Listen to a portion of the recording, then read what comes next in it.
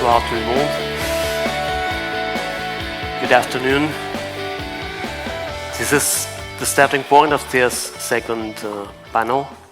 And my name is Xavier Medina. I'm a social anthropologist, and I'm the full professor at the Open University of Catalonia in Barcelona. And also I'm the director of the UNESCO Chair in Food, Culture and Development, also in Barcelona. So welcome to this second panel on culture for the socio-economic development for urban and rural areas, new cultural policies. Professor Julian May. So if you can say just a few words about you before, and after that you can go on. Okay, so my name is Julian May. I'm the director of the UNESCO Center of Excellence on African Food Systems, and also the director of a research center on food security at the University of Western Cape, South Africa. I'm an economist and I work on child malnutrition. But I'm going to talk about the work that we've been doing. So as with most of the developing world, African countries are rapidly urbanizing. Some are also growing in terms of their wealth. But overall, poverty is going to increase in Africa, and it will increase beyond the SDGs. So we are going to continue to have to prioritize Africa if we are to think about the attainment of the SDGs, and in particular SDG 2.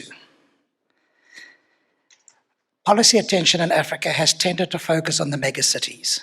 And that's recognizing the challenges of feeding cities with more than 10 million people, such as Kinshasa, or Cairo, or Johannesburg, or Accra. However, a substantial amount of the growth, possibly more of the urban growth, is actually going to take place in secondary cities and towns.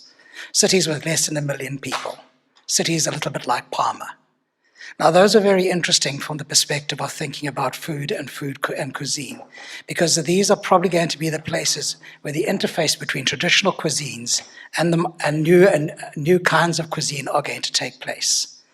It's where there are going to be issues around what kinds of indigenous foods are eaten, how they interact with the food of what my colleague refers to as big food, the large multinational companies, particularly that encourage the eating of snack food, fast foods, and how this changes and influences the kinds of foods that are eaten.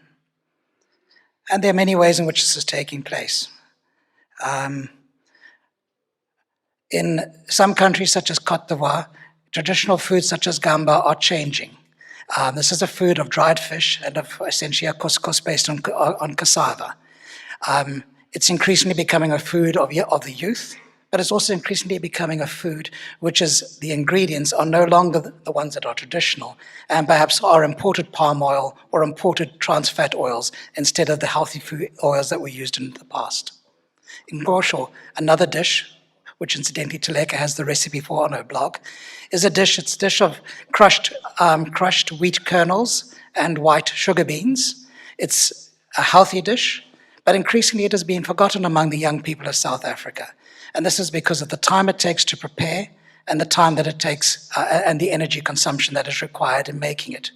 So from being one of the top 30 foods 20 years ago, it now is consumed by a minority, a very small minority of South Africa's population. The UNESCO Chair on African Food Systems has been involved in a number of projects working together with our South African-funded Center of Excellence. And I want to give a few examples of things which we've managed to do that I think have had a contribution towards the theme of this session. The first, Cutting Carrots the Wrong Way, as the little book. This is an initiative where we supported creative writing students at the University of Western Cape to participate in a village poetry festival and write about, in their poetry, hunger. Hunger and the experience of malnutrition. And so that exercise, I think, had a lot to do with bridging what was seen as a somewhat elite village poetry fair, largely attended by the white population of the village, to something which addressed things that many more people could relate to. It's had a spin-off. There's now a food garden festival has started, a slow food festival has started, and most recently there's been an initiative to try and bring in what they refer to as organic intellectuals, poets who are not formally trained but who have the ability. And so they too have been included into the festival. The neighborhood farm is another exercise in which we are participating. This is led by a local television celebrity. It is trying to make use of land which has otherwise been passive at schools and in hospitals and other facilities. They establish food gardens, they establish processing, and they establish mechanisms by which entrepreneurs are able to trade that food. Critically here, they've come up with an innovative cross-subsidization program so that those enterprises, those sites that are in low-income areas are subsidized by those in the more profitable high-income areas.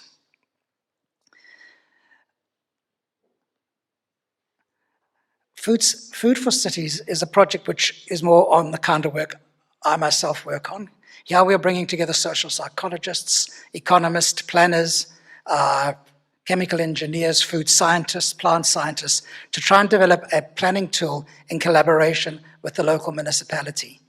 But we've added to that historians who are also trying to collect oral histories as well as documented records to understand the particular nature of the site in which this project is located. So it's an exercise of trying to bring together big data analysis with the lived experience in food systems. The last I want to talk about is Another One's Bread and Listeria Hysteria.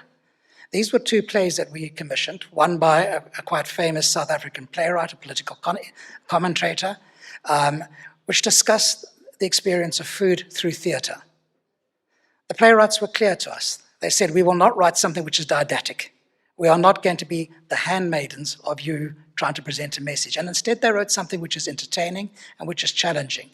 Another One's Bread was performed at South Africa's Market Theatre. It's a very prominent theatre, and about 4,000 people listened to a play that included discussions about vegetarianism in township communities, diabetes, the experience of attending health gymnastics gyms, and so forth. So these are a range of the activities that we've done. I think critically in doing that has been my impression on the impact that bringing the humanities, bringing culture into a conventional food security center has influenced the scientists, the economists such as myself, in rethinking how we go about doing research for food security. I think it's put the human back in the work on food security. Thank you.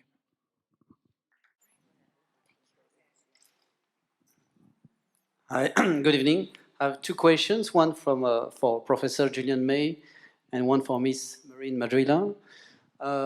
So, Professor, I would like to know about your geographical scope for your research. Does it cover the whole continent?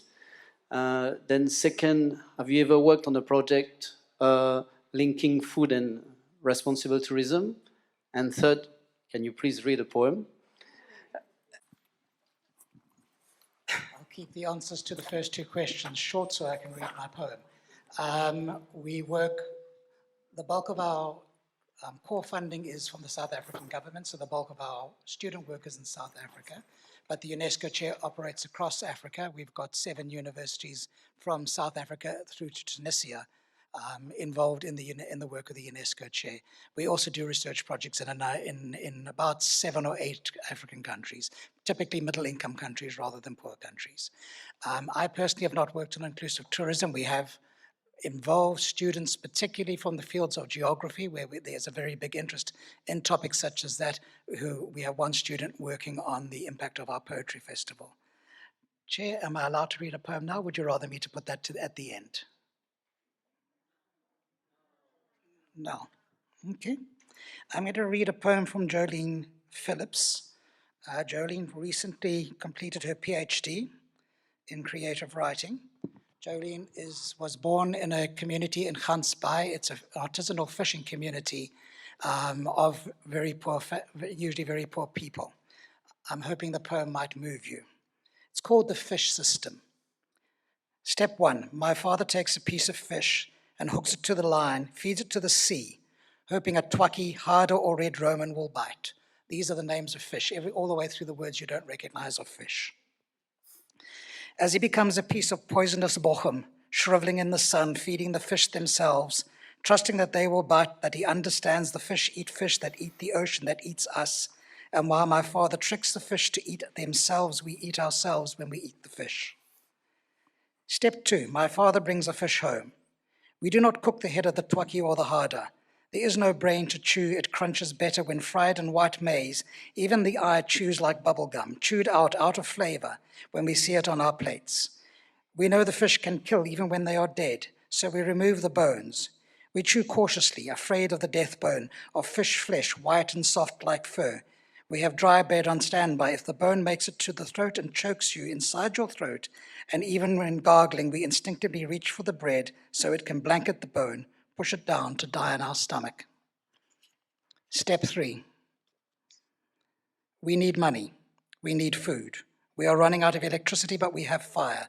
The winter is not cold enough to freeze the fish, therefore the fish can only be dried, that's barbecued.